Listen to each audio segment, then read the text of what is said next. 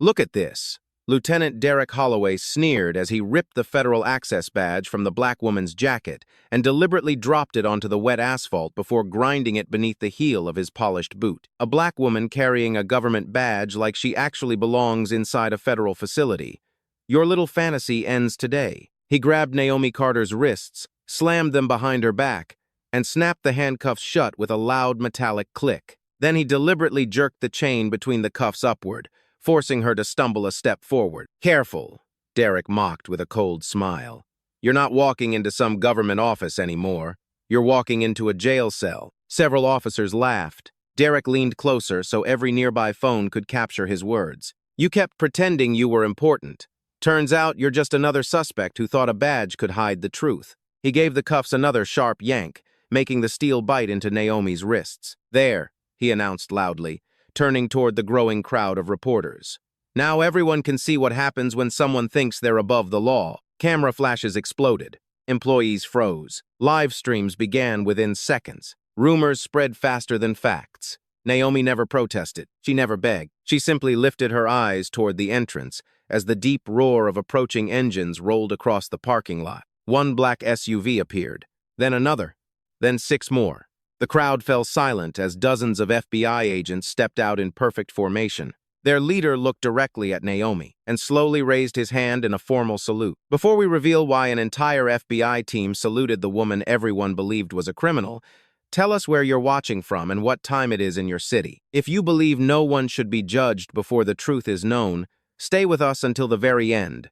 Share your thoughts below and consider subscribing for more unforgettable stories." 48 hours earlier, the parking lot outside Baltimore's Federal Data Operations Center had been nothing more than another quiet government facility where employees arrived before sunrise, coffee cups in hand, unaware that the biggest federal corruption case in Maryland's recent history was entering its final hour. Dr. Naomi Carter parked her 10-year-old silver Honda Accord in the farthest corner of the employee lot, just as she always did. She preferred walking the extra distance. It gave her a few quiet minutes before another day spent solving problems that most people would never know existed. At 41, Naomi had earned a reputation among the handful of people allowed to know her work. Calm under pressure, brilliant with digital evidence, impossible to intimidate. Yet outside that small circle, she looked like an ordinary federal technology consultant. She carried no expensive handbag. She wore no designer clothes. A navy blazer, black slacks, and comfortable shoes were enough. Inside her leather satchel rested an encrypted laptop containing evidence that could dismantle an organization responsible for stealing millions of taxpayer dollars through fraudulent cybersecurity contracts. Only 6 people in the country knew exactly what was inside. Naomi intended to keep it that way. As she entered the building, security guard Samuel Jenkins smiled from behind the front desk. "Morning, Dr. Carter." "Morning, Sam. You look like you haven't slept." Naomi smiled politely. "I'll sleep after Friday." Samuel chuckled. "That's what you said yesterday." She signed the visitor log despite having clearance higher than almost everyone in the building.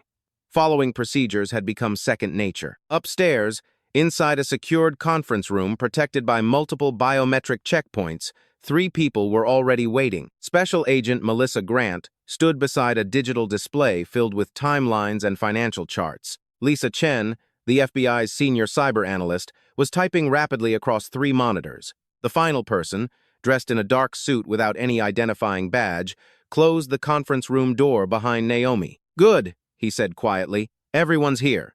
He placed a sealed folder on the table. "The arrests are scheduled for tomorrow afternoon." Melissa nodded. "Every financial transfer has been traced." Lisa added, "We recovered 98% of the deleted server logs overnight." Naomi opened her laptop. "And the remaining 2%?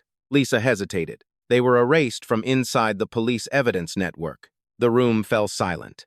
Naomi slowly looked up. "Someone with local law enforcement access." Melissa folded her arms. "We believe so." Naomi zoomed into a series of encrypted timestamps. "No." Everyone looked toward her. This wasn't random deletion. She highlighted several missing entries. Whoever did this knew exactly which files connected the contractors to the payment approvals. The unnamed official leaned forward. "So we're dealing with someone on the inside." Naomi answered without emotion. "We're dealing with someone who's been protecting them from the beginning." The weight of those words settled heavily across the room. If she was right, The investigation had become far more dangerous than anyone expected. Meanwhile, across the city, Lieutenant Derek Holloway was holding his own morning briefing inside Baltimore Police Headquarters. He stood confidently before a room filled with detectives. "We've received intelligence. One thing with someone inside the Federal Data Operations Center is preparing to destroy critical evidence." One detective raised a hand. "From whom?" Derek tapped a folder but kept it closed. "Confidential source." In truth, the anonymous tip had arrived less than an hour earlier through an encrypted email. It contained only one name, Naomi Carter. No supporting evidence, no explanation, just her name. Most experienced investigators would have treated the message with skepticism. Derek saw something else, an opportunity. For years, he had dreamed of leading the investigation that would make national headlines. If he arrested the suspect before federal agents acted, every television station in America would know his name. He smiled to himself. We move fast. Back inside the federal facility, Naomi continued comparing financial records when her encrypted phone vibrated once. One short message appeared. Protocol Gray. Trust no local channels. Her expression changed instantly. Melissa noticed. What happened? Naomi quietly turned the phone around. Melissa read the message twice. Who sent this? No signature. Lisa looked uneasy. Can someone fake that system? Naomi slowly shook her head. Not unless they already have access to internal federal communications. Another silence filled the room. The investigation wasn't leaking anymore. It had been infiltrated. Naomi immediately disconnected her laptop from the building network. We proceed exactly as planned. Melissa frowned. Shouldn't we notify Baltimore police? Naomi looked directly at her. Not until we know who we're notifying. Outside, dark clouds gathered over the city. Rain began tapping softly against the conference room windows. None of them noticed. Hours later, Naomi left the building carrying the encrypted laptop locked inside her satchel. She walked toward her car, unaware that an unmarked sedan parked across the street had photographed her every movement throughout the afternoon. Inside the sedan, Officer Kevin Morris lowered his camera. That's her. The driver looked toward police headquarters. You think the lieutenant's right? Kevin shrugged.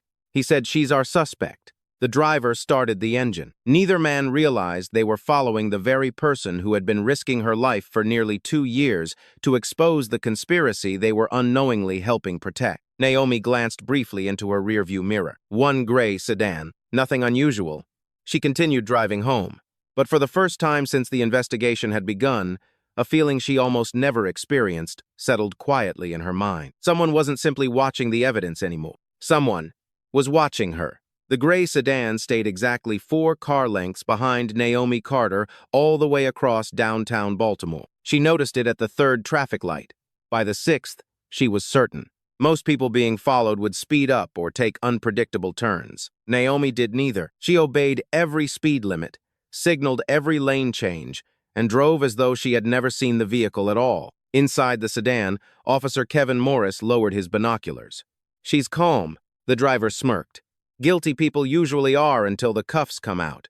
Kevin wasn't completely convinced. There hasn't been a single suspicious move. The driver shrugged. The lieutenant says she's dirty. That was enough for him. Across town, Lieutenant Derek Holloway stood inside the department's intelligence room, watching Naomi's GPS location update every few seconds on a digital map. Don't lose her, he ordered. We won't.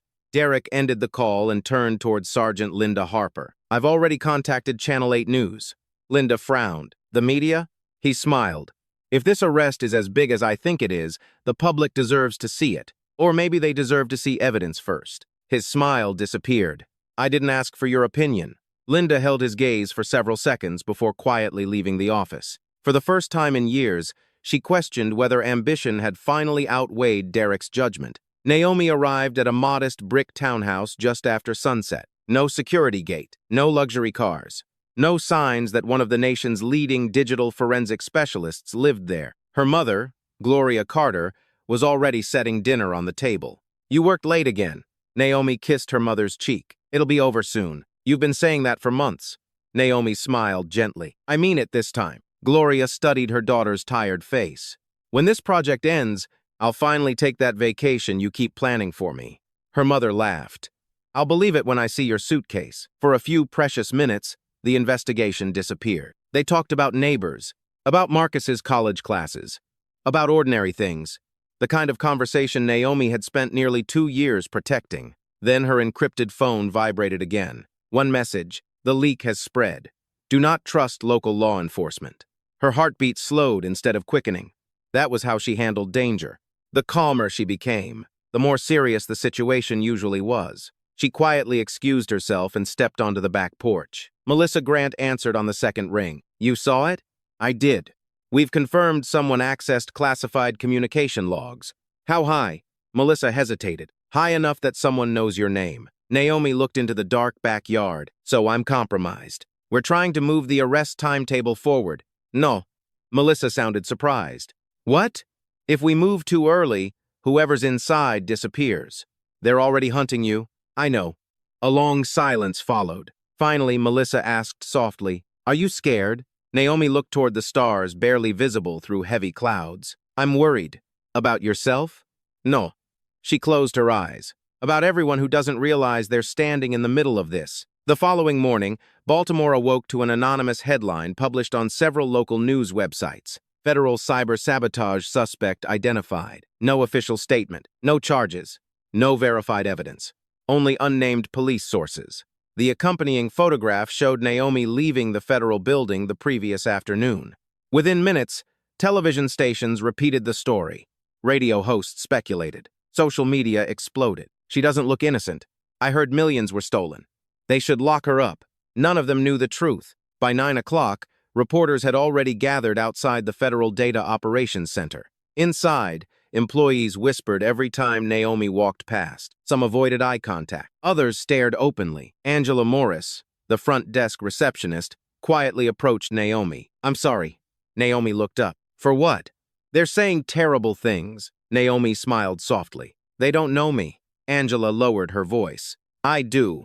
Those two words meant more than either woman realized. At police headquarters, Derek watched the television coverage with satisfaction. Exactly as he had hoped. Public opinion had already begun convicting Naomi long before any courtroom ever could. Officer Kevin Morris entered. We've confirmed she'll leave the building around 4 this afternoon. Derek nodded. Good. Should we coordinate with the FBI? Derek laughed. They can read about it on the evening news. Kevin hesitated. Lieutenant. What? We still don't have physical evidence. Derek slowly stood. You know what we do have? Kevin remained silent. A suspect. And tomorrow morning, every major network will remember the officer who caught her. Kevin said nothing more. As he walked away, uncertainty weighed heavier than ever. Something about the entire operation felt rushed. Manufactured. Wrong. Back at the federal building, Naomi sat alone inside the digital evidence lab. Multiple encrypted drives lay across her desk. She stared at one particular financial record. One payment. One signature. One authorization code. Everything pointed toward Thomas Ellison's company. Except one timestamp had changed. Barely 3 seconds. 3 seconds that shouldn't exist. Naomi enlarged the metadata, then enlarged it again. Her breathing stopped. Someone hadn't simply altered financial records. Someone had entered the Federal Evidence Archive itself. The conspiracy was larger than stolen contracts. Someone inside government systems had been rewriting reality. She immediately disconnected every external device. Footsteps approached. Lisa Chen entered. You found something. Naomi slowly turned the monitor. Lisa's face drained of color. That's impossible. No. Naomi whispered. It's worse. Lisa looked at her. How much worse? Naomi closed the encrypted file. Worse enough that if they know I've seen this. She never finished the sentence. Outside the laboratory window, 2 television helicopters circled above the federal complex. Inside the parking lot below, several police cruisers quietly took their positions long before anyone officially requested them. The trap had already been set. Only Naomi didn't yet know exactly who would spring it. Far across the lot, Lieutenant Derek Holloway stepped out of his unmarked SUV, adjusted his tie, and watched the entrance with the confidence of a man already rehearsing tomorrow's interviews. He smiled to himself. In less than an hour, the entire country would watch him arrest the woman he believed had built the perfect crime. The moment Dr. Naomi Carter stepped through the glass doors of the Federal Data Operations Center, the flashing blue lights waiting across the parking lot reflected off the building's windows like a warning she could no longer ignore. Lieutenant Derek Holloway checked his watch. 4 o'clock. Right on schedule. He stepped forward before Naomi had taken more than 3 steps. Dr. Naomi Carter? She stopped calmly. Yes. Place your bag on the ground. Employees froze where they stood. Several reporters immediately rushed toward the yellow barricades that officers had quietly erected minutes earlier. Naomi looked around once. Police cruisers, uniformed officers, television cameras. Someone had planned every detail. Without saying a word, she slowly placed her leather satchel on the pavement. Derek Schmierked, smart choice. Officer Kevin Morris carefully picked up the satchel while another officer began searching Naomi's coat. Her encrypted phone, her identification, her access cards. Everything disappeared into evidence bags. Employees whispered among themselves. I knew the rumors were true. She worked here every day. How could nobody notice? Angela Morris covered her mouth in disbelief. No. Samuel Jenkins stood silently near the security gate, watching every movement. Something about the arrest felt rehearsed rather than investigated. Derek held up Naomi's encrypted laptop. So this is where you kept everything, Naomi answered quietly. Be careful with that computer. He laughed. Oh, don't worry. He handed it to an evidence technician. We'll enjoy opening every file. Naomi met his eyes. You won't. His smile widened. We'll see. Inside police headquarters an hour later, Naomi sat alone inside a gray interview room. One steel table, 2 chairs, one security camera blinking steadily from the ceiling. Her handcuffs had finally been removed, leaving deep red marks around both wrists. She gently rubbed them without showing anger. The door opened. Derek entered carrying a thick folder. He deliberately tossed it onto the table. It didn't have to happen this way. Naomi remained silent. You could still help yourself. She folded her hands together. I have nothing to confess. He opened the folder dramatically. Federal systems breached. He flipped another page. Millions of dollars missing. Another page. Encrypted communications. Then he leaned forward. Everything points to you. Naomi looked directly at him. No. His eyebrows lifted. No? Everything points to someone who wanted it to look like me. For just a second, Derek hesitated. Only a second. Then his confidence returned. That's creative. It's the truth. He pushed a written confession across the table. Sign it. Naomi didn't even glance down. No. You haven't read it. I don't need to. Derek's patience began slipping. You're not walking out of here tonight. Naomi's voice remained remarkably calm. I know. He stared at her. You know? She nodded. I also know this interview is being recorded.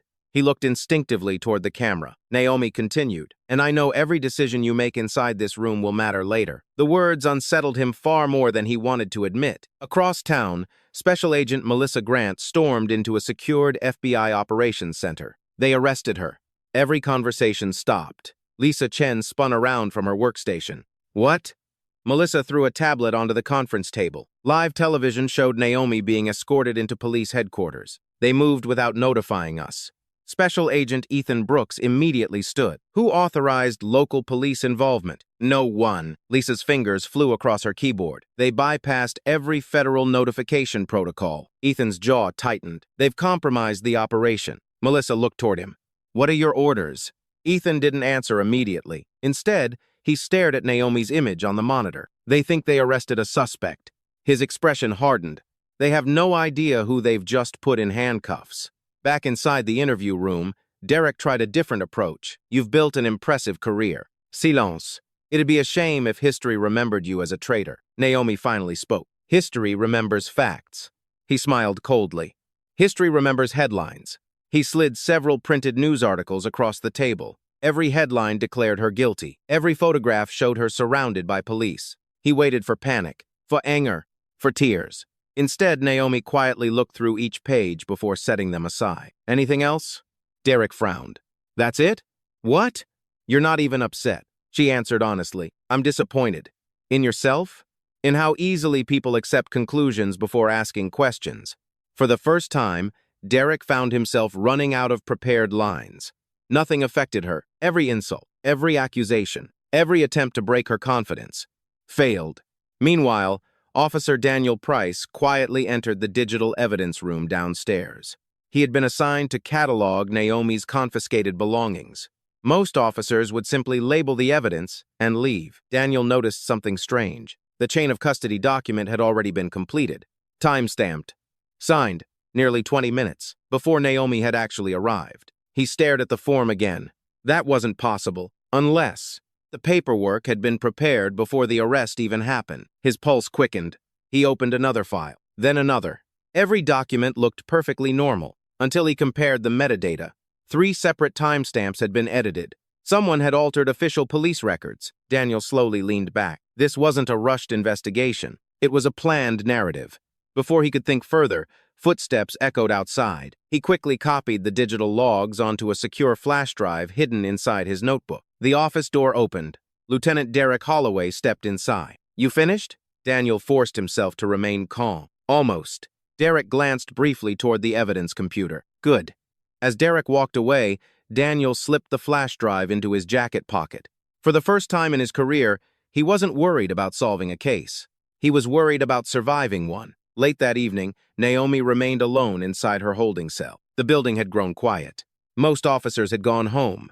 Rain tapped softly against the narrow window high above the concrete wall. She finally closed her eyes, not to rest, to think. Every move Derek had made, every missing timestamp, every altered record, every anonymous leak, the pieces were beginning to fit together. The conspiracy wasn't trying merely to destroy evidence. It was trying to destroy the credibility of the one person capable of exposing all of it. Outside the detention area, Daniel Price stood in the hallway, looking down at the flash drive hidden inside his pocket. He knew what it contained. Proof that someone inside the department had manipulated official records. If he stayed silent, an innocent woman might disappear beneath the weight of manufactured evidence. If he spoke, he could lose his badge, or much worse. He took a slow breath, pulled out his phone, and searched for one contact he had been told never to use unless absolutely necessary. Federal Bureau of Investigation. His thumb hovered over the call button. Then, he pressed it. The call lasted only 12 seconds. Officer Daniel Price never spoke his name. He simply said, "Your technical advisor has been set up. The evidence inside Baltimore Police Headquarters has been altered. Check the chain of custody records before they're destroyed." Then he hung up. Inside the FBI Operations Center, the secure hotline flashed red. Lisa Chen answered first. Federal Operations. A computerized system had already scrambled the caller's identity. Only the message remained. Lisa replayed it twice before turning toward Special Agent Ethan Brooks. "You need to hear this." The room fell silent. After the recording ended, Ethan looked at Melissa Grant. "Can we verify any of it?" Melissa was already opening the department's evidence database through a federal oversight portal. "Give me 30 seconds. Rows of digital records filled the screen. Evidence submissions, officer signatures, transfer logs. Then Melissa stopped typing. Her expression changed instantly. "He's right." Ethan stepped closer. "What did you find?" She enlarged one timestamp. "This evidence inventory was certified at 3:41 p.m. Lisa frowned. "But Naomi wasn't processed until after 4. Melissa nodded slowly. "The paperwork existed before the arrest." Nobody spoke. Inside the FBI, that single discovery transformed a questionable arrest into a possible criminal conspiracy. Ethan immediately picked up a secure phone. "Prepare the emergency integrity team." Melissa looked at him. "We're moving tonight?" "Not yet." He lowered the receiver. "If someone inside Baltimore PD is fabricating evidence, they'll panic the moment they realize we're looking. We let them keep talking." Lisa understood immediately. "We watch them expose themselves." Meanwhile, Lieutenant Derek Holloway stood before nearly 20 reporters gathered inside the police headquarters media room. Television cameras lit the podium. Microphones crowded together beneath the department's seal. Derek adjusted his tie before smiling confidently. This afternoon, officers from the Baltimore Police Department successfully apprehended the primary suspect connected to an ongoing cybercrime investigation involving federal infrastructure. A reporter immediately raised her hand. "Lieutenant Holloway, has the FBI confirmed your arrest? The investigation is ongoing." "So, no? We're cooperating with all appropriate agencies." Another reporter stood. "Has Dr. Naomi Carter been formally charged?" "The evidence speaks for itself." "What evidence?" Derek's smile stiffened. "We cannot discuss active investigative material." Emily Ross lowered her notebook. Unlike many journalists in the room, she wasn't interested in dramatic headlines. She wanted inconsistencies. And she had already found one. "You've described Dr. Carter as dangerous," Emily said. "Correct." "Then why did officers allow television crews to arrive before the arrest began?" The room suddenly grew quiet. Derek blinked. "What are you suggesting?" "I'm asking why multiple news stations were already positioned in your parking lot before your officers even approached her." Several reporters exchanged quick glances. No one had considered that question. Derek recovered quickly. "The media monitors police activity. Emily didn't write down his answer, because it wasn't an answer. Downstairs, Naomi remained inside her holding cell. Hours had passed. No attorney. No federal representative. No formal interview since Derek left. The silence itself had become a strategy. She leaned against the concrete wall, mentally replaying every piece of evidence she had uncovered before her arrest. 3 altered timestamps, 1 missing authorization code, a deleted audit trail. Then something else surfaced in her memory. A maintenance request, filed 6 weeks earlier. Server room C, unauthorized access after midnight. At the time, it had seemed insignificant. Now, it connected everything. Someone had entered the secure server long before the financial records were manipulated. Naomi quietly smiled to herself. Not because she was comfortable, because she finally understood where the conspiracy had truly begun. At the same moment, Officer Kevin Morris carried Naomi's encrypted laptop into the digital evidence laboratory. Harold Pierce was already waiting. Officially, Harold worked as an outside cybersecurity consultant. Unofficially, he had spent years quietly helping powerful people erase inconvenient data. Kevin placed the laptop on the table. Lieutenant wants everything copied. Harold examined the device. This isn't an ordinary government computer. Can you get in? Harold confidently connected specialized hardware. 5 minutes later, the screen remained black. He tried another tool. Nothing. Another. Still nothing. Sweat slowly formed across his forehead. This doesn't make sense. Kevin folded his arms. I thought you said no computer was impossible. Harold swallowed. This one is. He zoomed in on the encryption header. Then his face turned pale. No. What? This isn't standard federal encryption. Kevin stepped closer. What does that mean? Harold whispered almost to himself. This level of protection isn't issued to consultants. He stared at Naomi's locked laptop as if seeing it for the first time. Who exactly have you arrested? Across town, Samuel Jenkins sat alone inside the Federal Data Operations Center security office. His shift had officially ended an hour earlier, yet he hadn't gone home. Instead, he watched archived surveillance footage 1 camera at a time. Parking lot, lobby, loading dock, server, hallway. Then, camera du jubilas. Samuel paused the recording. A maintenance contractor entered server room C at 12:18 a.m., but according to official maintenance logs, no work had ever been scheduled that night. Samuel rewound the footage, zoomed in. The contractor's face remained hidden beneath a cap. However, the access badge clipped to the man's belt was clearly visible. Samuel enlarged the frame again. The badge belonged to Baltimore Police Technical Support. His breathing slowed. Police weren't simply involved after the crime. Someone from the department had physically entered the federal building weeks before Naomi's arrest. Without wasting another second, Samuel copied the footage onto an encrypted drive. He slipped it into his jacket. Just as he stood to leave, every monitor inside the security office suddenly went black. On est. Then a single message appeared across every screen. Remote connection established. Samuel froze. Someone was deleting the surveillance archive. He immediately disconnected the main server from the network. The screens flickered, then shut down completely. He had saved only 1 camera. Camera de bolus. Everything else was gone. Back inside police headquarters, Daniel Price quietly opened the flash drive hidden beneath his desk. He compared the department's official records against the backup logs he had copied earlier. The differences were undeniable. Evidence timestamps had been rewritten. Officer signatures duplicated. Transfer approvals fabricated. This wasn't one dishonest detective. It required multiple people. Daniel leaned back, rubbing his temples. The deeper he looked, the larger the conspiracy became. A sudden knock interrupted his thoughts. Sergeant Linda Harper stepped inside. You still here? Daniel quickly minimized the files. Just finishing paperwork. Linda studied him carefully. You look nervous. He forced a smile. Long day. She nodded toward the hallway. Derek wants every report finalized before sunrise. As she turned to leave, she quietly added, Be careful who you trust around here. Daniel looked up. Had she guessed? Or did she know far more than she was willing to say? Before he could ask, she disappeared down the corridor. Daniel looked once more at the evidence on his screen, then at the locked office door. Outside, the storm over Baltimore grew stronger.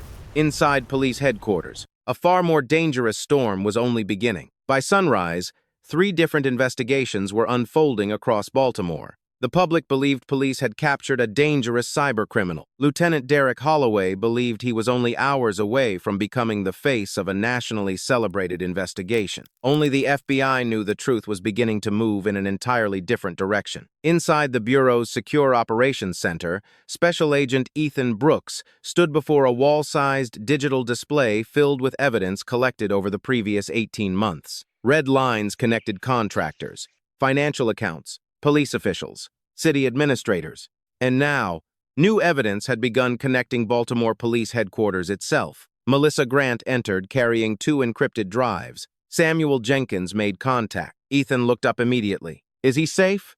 So far. She inserted the first drive into an isolated workstation. The security archive survived. Lisa Chen quickly opened the footage. The room watched in complete silence.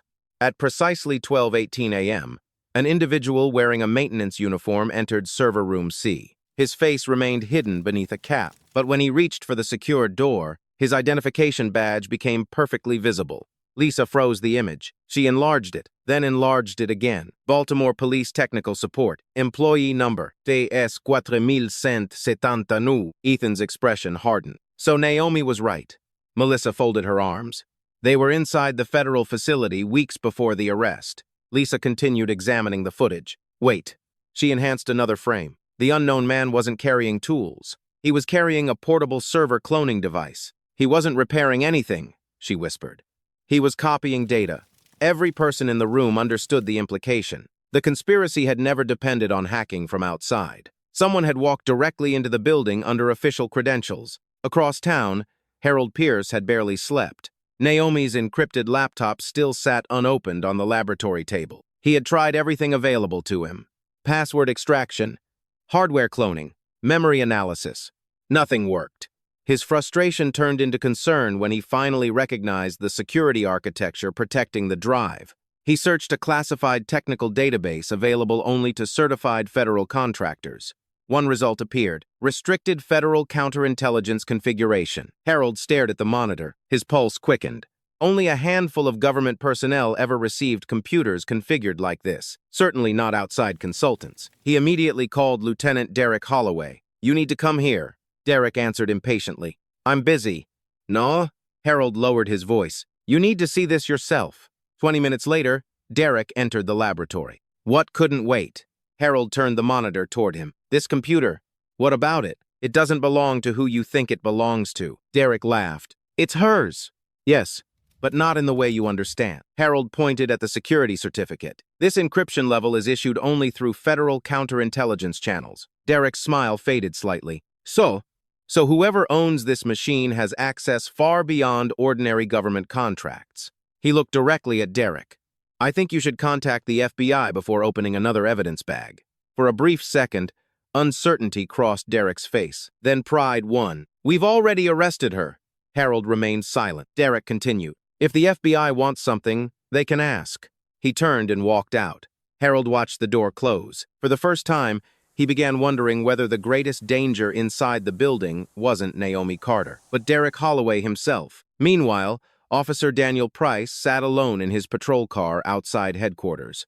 The flash drive hidden inside his jacket now felt heavier than his service weapon. He replayed the copied records again. Every alteration pointed toward one conclusion. Someone had manufactured probable cause before Naomi had even left work. His phone vibrated. Unknown number. Daniel hesitated before answering. Officer Price. A calm voice replied. This is Special Agent Melissa Grant. Daniel's heart nearly stopped. You called us last night. You did the right thing. He looked around instinctively. Are you tracking me? No. We're protecting a witness. Daniel swallowed hard. You already know who I am.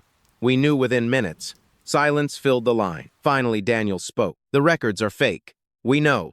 There are more. We know that too. Daniel closed his eyes. I don't know who I can trust. Melissa answered without hesitation. For now. Trust the evidence. Before disconnecting, she added one final sentence. And whatever happens today, do not confront Lieutenant Holloway. The call ended. Daniel stared through the windshield. That warning alone told him the Bureau was preparing something much bigger. Inside her holding cell, Naomi had been awake for nearly 24 hours. She hadn't asked for a lawyer. She hadn't requested a phone call. The officers guarding her found that strange. Most suspects demanded help. Naomi simply waited. She knew something the others didn't. If the Bureau had not intervened yet, they were still collecting evidence. Every extra hour strengthened the case. The cell door opened. Sergeant Linda Harper stepped inside carrying breakfast. "I figured you should eat." Naomi accepted the tray. "Thank you." Linda remained standing. "I've been doing this job 23 years. Naomi looked up. "I've never seen anyone this calm after an arrest." Naomi smiled faintly. "Panic doesn't change facts." Linda hesitated. "Can I ask you something?" "You can. Did you do what they're accusing you of?" Naomi held her gaze. "No." Linda searched her face for several seconds. She found no fear, no desperation, only quiet certainty. As she walked toward the door, she paused. "My father used to tell me something." Naomi waited. Truth doesn't need a louder voice. It only needs enough time. The door closed. For the first time since the arrest, someone inside the department had openly treated Naomi like a human being instead of a headline. Late that afternoon, Emily Ross received an anonymous envelope at the newsroom. No return address. Inside were only 3 printed pages. The first showed chain of custody records. The second displayed metadata from police evidence logs. The third contained a handwritten note. "Compare the timestamps." Emily immediately opened both files on her computer. Her eyes widened. The official police report claimed Naomi's laptop entered evidence at 4:27 p.m., yet the digital certification had been completed at 3:41 p.m., 46 minutes earlier. Impossible. She leaned back slowly. Either someone had invented time, or someone had invented the case. Emily reached for her phone and dialed her editor. "I need authorization to hold tonight's story." Her editor sounded confused. "Why?" "Because tomorrow." She looked once more at the documents spread across her desk. "Everything Baltimore thinks it knows is about to change." Far across the city, inside a secure federal garage, 8 black SUVs quietly started their engines. Special Agent Ethan Brooks stepped into the lead vehicle. He looked at the operation order in his hand one final time before closing the folder. The heading read, "Federal Operation. Restore Integrity." He spoke calmly into the radio. "All teams, it's time." Lieutenant Derek Holloway hadn't smiled this much in years. Standing outside the interrogation wing early the next morning, he watched television crews assembling across the street.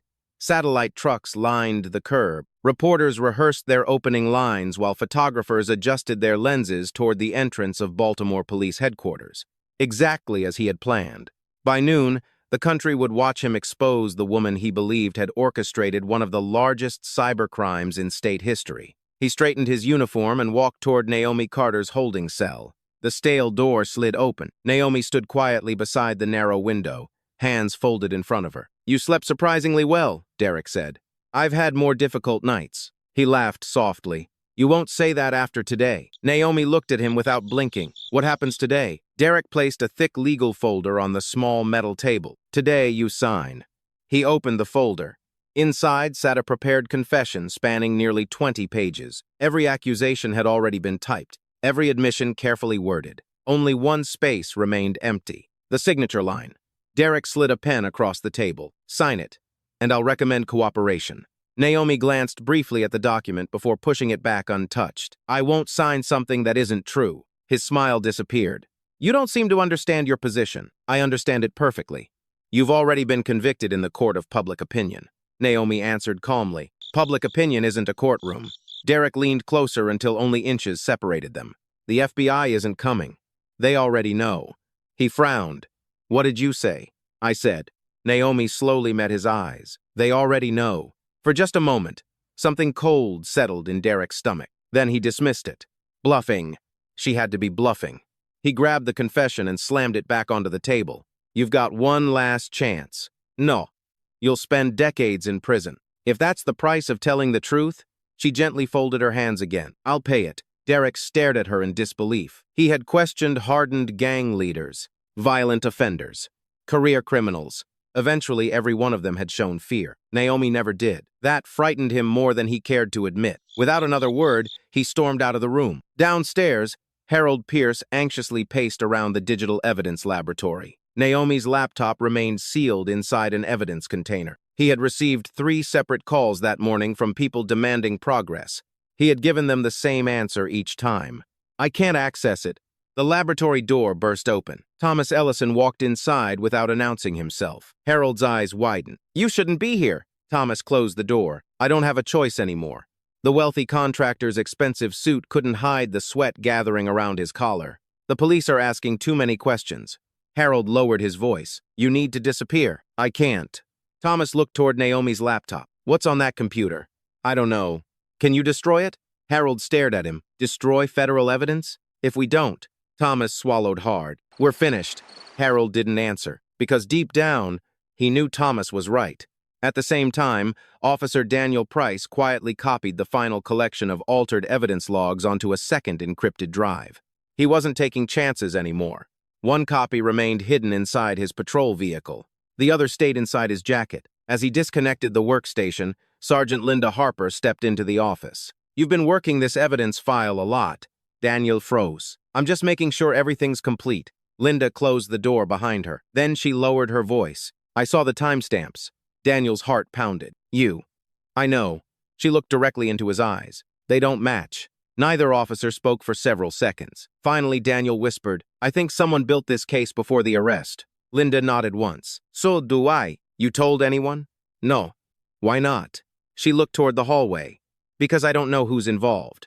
Daniel slowly removed one encrypted drive from his jacket. If something happens to me, Linda immediately pushed it back. No. You need this. No, Daniel. Her voice grew firmer. If they're watching you, they're watching everyone you talk to. He understood immediately.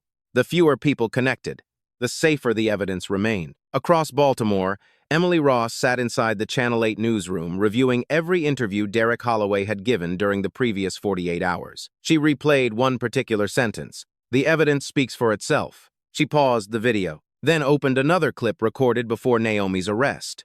Derek had made the exact same statement. 7 hours before the evidence had officially been processed. Emily leaned back. Got you. She quickly highlighted the timestamps, then opened her email. Subject line, Urgent, possible fabrication of police evidence. Before pressing send, she hesitated.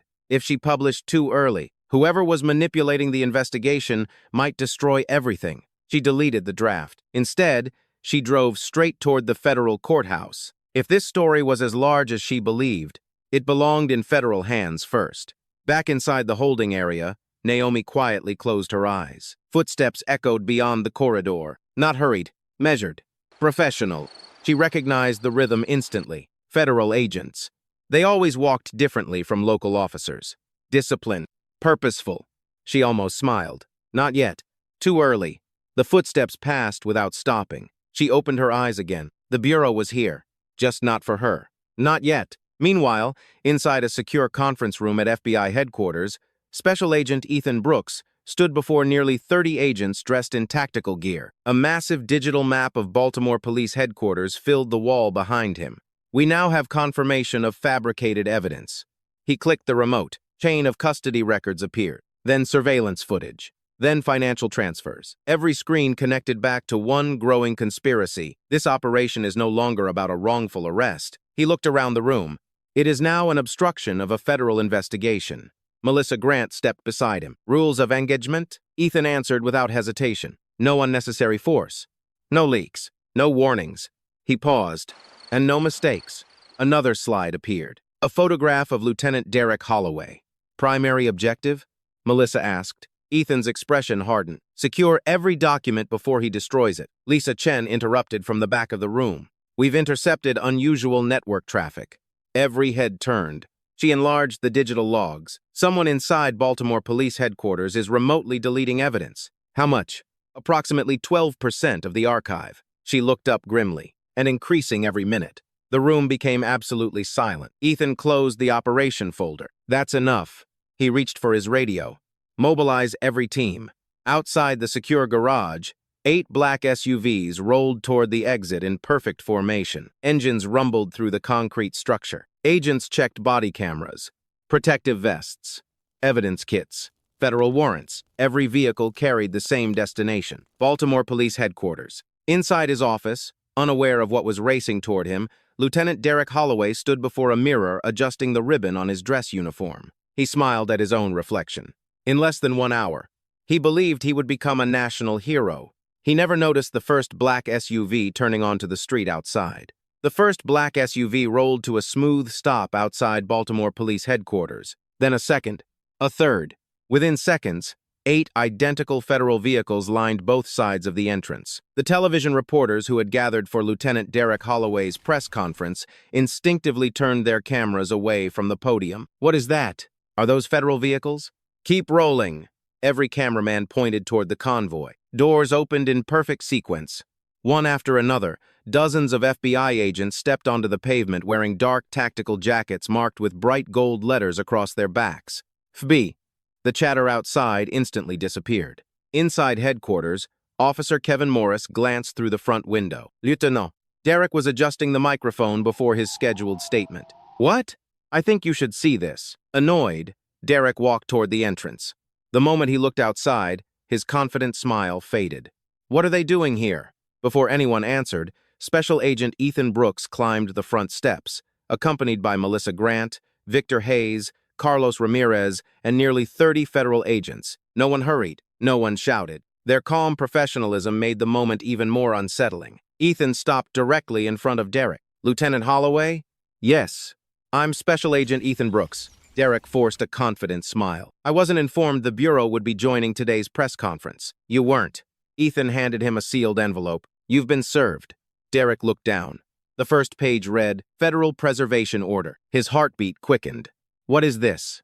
A federal order directing every member of this department to stop touching digital evidence immediately. Derek laughed nervously. You're overreacting. No. Ethan's voice remained steady. We're preventing obstruction. The reporters moved closer. Microphones stretched toward both men. Emily Ross recognized the expression on Ethan's face. This wasn't a public relations visit. This was an intervention. Inside the evidence laboratory, Harold Pierce heard the commotion downstairs. He hurried to the window, his face drained of color. V. Thomas Ellison looked up from the computer. What? They're here. Thomas rushed toward the glass. When he saw the convoy, panic replaced every ounce of confidence he had carried for months. They know. Harold turned toward Naomi's encrypted laptop. If they seize this, Thomas interrupted. We're finished. His eyes landed on the evidence container. Then, on the emergency shredder beside the workstation, he made a decision. I'm destroying it. Harold stepped in front of him. You touch federal evidence. I don't care. Thomas shoved Harold aside and reached for the sealed evidence case. The moment his fingers touched it, the laboratory door burst open. Federal agents. Victor Hayes entered first with 4 tactical agents behind him. Step away from the evidence! Thomas froze. Harold slowly raised both hands. Victor looked directly at the evidence container. No one moves. Thomas glanced toward the emergency exit. Victor noticed. Don't.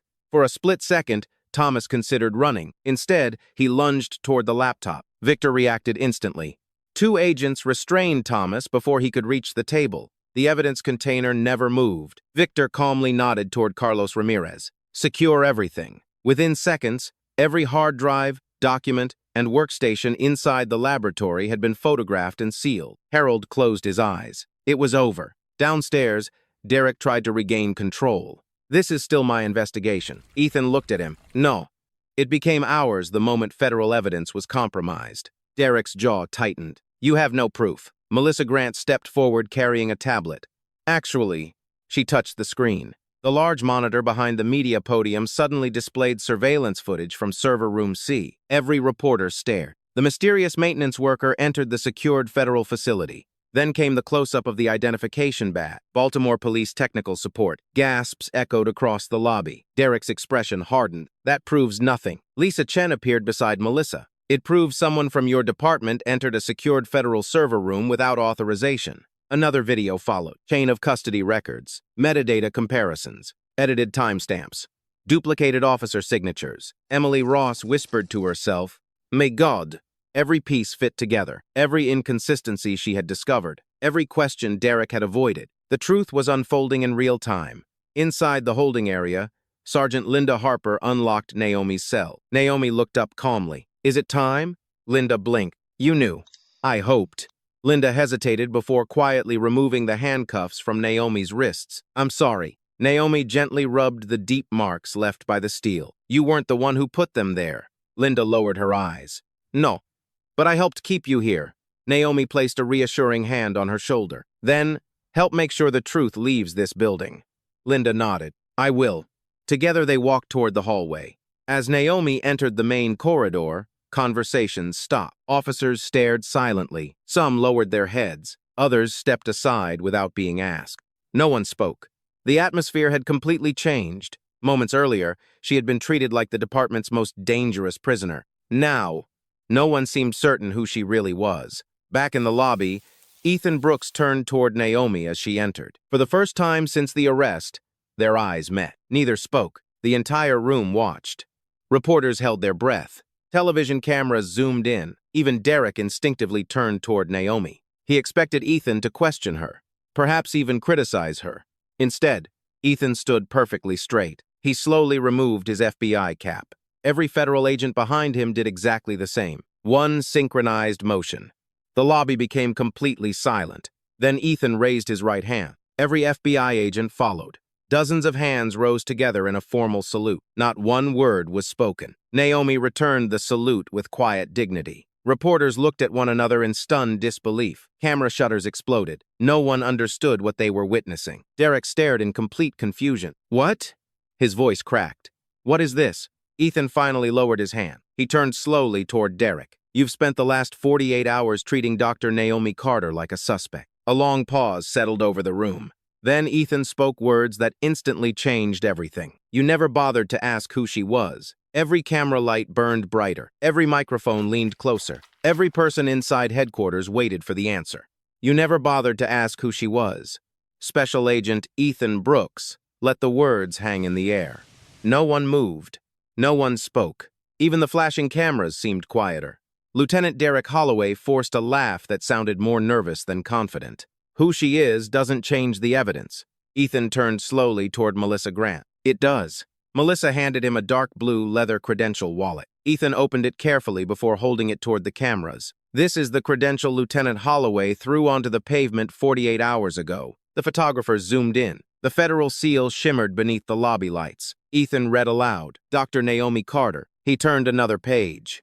"Lead Technical Advisor." Another page. "Federal Interagency, Cyber Integrity Task Force." Then he closed the credential wallet with a quiet snap. "For the last 22 months, Dr. Carter has led the digital forensic operation responsible for uncovering a multi-state corruption network involving fraudulent federal contracts, evidence tampering, and public officials." The lobby erupted. Reporters shouted over one another. "What? She led the investigation? She's federal?" Emily Ross stood frozen, notebook hanging at her side. Every unanswered question from the past 2 days suddenly made sense. Naomi had never defended herself. She had never argued. She had never panicked. She couldn't. The operation had depended on her silence. Derek's face lost all color. "That's impossible." "No," Ethan answered. "What's impossible is believing you arrested a federal task force advisor without verifying her identity." Derek pointed toward Naomi. She never identified herself. Naomi finally spoke. "I identified myself 3 separate times." She looked directly at him. "You never listened." The words struck harder than any accusation. Officer Kevin Morris lowered his head. He remembered Naomi calmly saying, "Lieutenant, you're making a mistake that can't be undone." She had warned them. From the very beginning, Melissa connected another device to the large monitor. This operation has now been declassified. A new series of documents appeared. Financial transfers, encrypted communications, property records, photographs. Every file connected Thomas Ellison's construction company to millions of dollars in fraudulent cybersecurity contracts. Then another slide appeared, a chart showing unauthorized access to federal servers. Every illegal login traced back to one location. Baltimore Police Technical Support. Gasps echoed throughout the room. Melissa continued. "The cloned data recovered from server room C exactly matches the files later manipulated inside Baltimore Police Headquarters." Lisa Chen stepped forward. "We also recovered deleted metadata proving chain of custody records were edited before Dr. Carter's arrest." Another screen appeared. Side-by-side timestamps, 3:41 p.m., 4:27 p.m. Every reporter immediately understood. The paperwork had existed before the arrest itself. Emily whispered, "They built the case first, and looked for evidence afterward." Derek suddenly raised his voice. "This proves nothing about me." Ethan calmly nodded. "You're right." Then he looked toward Carlos Ramirez. "Carlos." Carlos opened a thick evidence binder. "We executed federal warrants this morning." He removed several printed financial records. "These are bank transfers totaling $482,000. He laid them on the podium. Received over the last 14 months. Another page. Destination account. He looked directly at Derek. Registered to Holloway Family Consulting, LLC. Every camera immediately turned toward Derek. His breathing became uneven. That's my wife's business. Carlos nodded. It is. And every payment originated from companies controlled by Thomas Ellison. Thomas, still handcuffed beside 2 FBI agents, closed his eyes. The room understood. The money had connected everything. Harold Pierce slowly raised his hand. I want to make a statement. Victor Hayes looked at Ethan. Ethan nodded once. Harold stepped forward. My name is Harold Pierce. His voice trembled. I was hired to erase forensic traces inside the police evidence system. Complete silence filled the lobby. I never expected anyone innocent to be arrested. He looked toward Naomi. When I realized who Dr. Carter actually was, he swallowed. I tried to convince Lieutenant Holloway to contact the FBI. Every reporter began writing furiously. Harold continued. He refused. Derek shouted, "He's lying!" Harold looked back at him. No, you told me. He repeated Derek's exact words. We've already arrested her. If the FBI wants something, they can ask. Kevin Morris slowly closed his eyes. He had heard those words. Exactly those words. Officer Daniel Price stepped forward next. I have something too. He removed the encrypted flash drive from inside his jacket. I copied the original evidence logs before they were altered again. Melissa accepted the drive. Lisa immediately connected it to the forensic workstation. Within seconds, the untouched records appeared on the screen.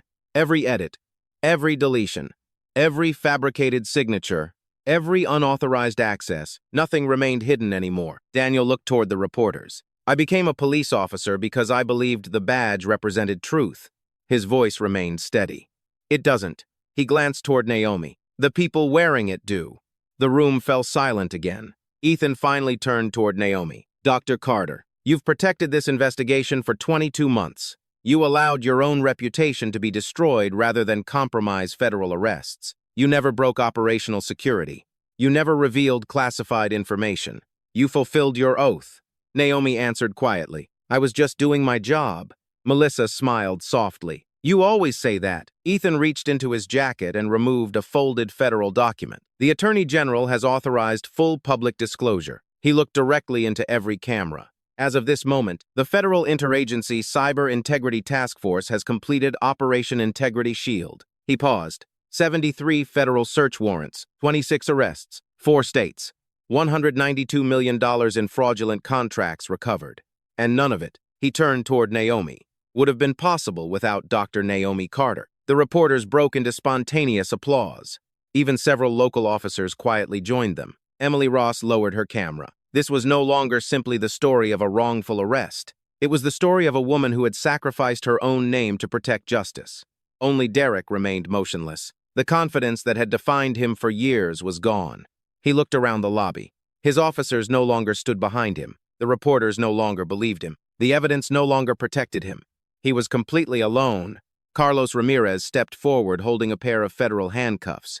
Lieutenant Derek Holloway. He spoke clearly enough for every microphone to capture each word. You are under arrest for obstruction of a federal investigation, destruction of evidence, conspiracy to violate civil rights, abuse of official authority, and multiple counts of evidence tampering. For a brief moment, Derek looked toward Naomi, perhaps expecting anger. Or satisfaction. She showed neither. Only quiet disappointment. As Carlos secured the handcuffs around Derek's wrists, Ethan looked toward the gathered agents. It's over, Naomi slowly exhaled. After nearly 2 years of silence, the truth finally belonged to everyone. The metallic click of the handcuffs echoed through the lobby. 48 hours earlier, that same sound had humiliated Dr. Naomi Carter before television cameras across America. Now it surrounded Lieutenant Derek Holloway instead. The silence inside Baltimore Police Headquarters felt heavier than any applause could have.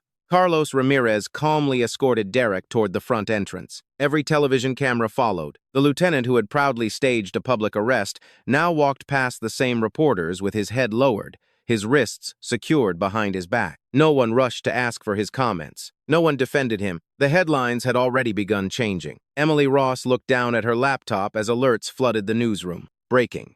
FBI clears. Wrongfully arrested federal advisor. Evidence fabricated inside Baltimore Police Headquarters. Federal corruption investigation ends with multiple arrests. She quietly deleted the draft story she had prepared the night before. Instead, She opened a blank document and typed a new headline. The woman who chose silence so justice could speak. She knew that headline would outlive every sensational rumor printed about Naomi only hours earlier. Outside the headquarters, dozens of residents had gathered behind police barricades. Many recognized Naomi immediately. Some lowered their phones in embarrassment. Others quietly looked away. An elderly veteran slowly removed his cap as Naomi walked outside. "I owe you an apology, ma'am." Naomi stopped. "You don't know me." "I thought I did." His voice cracked slightly. "I believed what I saw on television." Naomi smiled gently. "So did a lot of people. I'm sorry." She extended her hand. "The truth matters more than being right." The old veteran shook her hand with both of his. Nearby, several people who had mocked Naomi online the previous day watched silently. No speech could have embarrassed them more than witnessing the dignity with which she accepted an apology she never demanded. Inside the Federal Command vehicle, Ethan Brooks reviewed the final operational report. Melissa Grant entered carrying another folder. Operation Integrity Shield is officially closed. Ethan signed the final page. Casualties? Melissa smiled faintly. None. Recovered assets? $192 million. Arrests? 29 after this afternoon. Ethan leaned back. And Dr. Carter? Melissa looked through the window toward Naomi, speaking quietly with reporters. She's already asking when she can return to work. Ethan laughed. Of course she is. Over the next several weeks, the consequences spread far beyond Baltimore. Thomas Ellison pleaded guilty to multiple federal fraud charges. Rebecca Sloan accepted a cooperation agreement, providing investigators with years of hidden financial records. Michael Foster resigned from public office before formal impeachment proceedings began. Harold Pierce entered witness protection after agreeing to testify against the remaining members of the conspiracy. More arrests followed in neighboring states. What had begun as the public humiliation of one innocent woman ultimately dismantled an entire criminal network that had operated in the shadows for years. The Baltimore Police Department faced intense public scrutiny. Captain Robert Fields held a press conference unlike any the city had seen. "We failed Dr. Naomi Carter." He didn't blame paperwork. He didn't blame communication failures. He accepted responsibility. "We allowed ambition to replace procedure. We allowed assumptions to replace evidence, and we allowed an innocent woman to wear handcuffs that should never have touched her wrists." Several officers standing behind him quietly lowered their heads. Among them stood Officer Daniel Price. His decision to preserve the original evidence had become one of the investigation's turning points. A week later, he received a letter from the FBI. Inside was a simple note. "Integrity is what you do when telling the truth costs you something. Thank you." Daniel folded the letter carefully and placed it inside the same notebook where he had hidden the flash drive. He knew he would keep both for the rest of his life. Sergeant Linda Harper chose a different path. She volunteered to lead a new department-wide training program focused on evidence, integrity, constitutional policing, and procedural accountability. At the first session, she held up a pair of handcuffs. "These don't create justice." She looked around the room. "The people using them do." No one in the classroom forgot those words. 3 months later, Baltimore City Hall hosted a public ceremony honoring federal and local officials who had helped restore public trust. Mayor Benjamin Cole stepped onto the stage. "Today isn't about celebrating an investigation. It's about correcting a failure." He invited Naomi Carter forward. The audience rose in a standing ovation before she reached the podium. For nearly a full minute, no one sat down. The applause wasn't loud because people were excited. It was loud because they felt ashamed of how quickly they had judged her. The mayor presented Naomi with the city's Medal of Civic Integrity. She accepted it with the same quiet humility she had shown throughout the investigation. When the applause finally faded, she stepped toward the microphone. "I appreciate this honor." She paused. "But I hope one day we won't need ceremonies like this." The room became silent. "I hope we become a society that asks questions before making accusations. I hope we remember that a uniform deserves respect." She glanced briefly toward several police officers seated in the front row. "But so does every citizen standing in front of it." Another pause. "And I hope we never confuse confidence with truth." No dramatic speech followed. No anger. No revenge. Only wisdom earned through pain. Later that evening, Naomi returned home. The brick townhouse looked exactly as it had before the arrest. Her mother, Gloria Carter, opened the front door before Naomi reached the steps. Without saying a word, she wrapped both arms around her daughter. Neither woman spoke for several moments. Some victories needed no explanation. Inside the living room, Marcus Carter pointed toward the television. The evening news replayed the moment the FBI agents had saluted Naomi. Marcus smiled. They'll probably show that forever. Naomi watched quietly. Then she looked at the faint marks that still remained around her wrists. The bruises would disappear. The lesson would not. She turned off the television. Come on. Gloria smiled. Where are we going?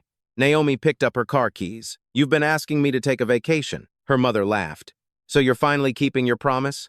Naomi opened the front door. I think we've earned one. Together, they stepped into the cool evening air, not as victims, not as heroes, but as people who had discovered that truth sometimes walks the longest road before finally reaching the light. The strongest people are not always the loudest. They are often the ones who quietly stand by the truth when everything seems against them. Never judge someone's worth by a single moment or a single headline. If this story touched your heart, share your thoughts in the comments. Tell us where you're watching from. And subscribe for more stories that remind us why integrity always matters.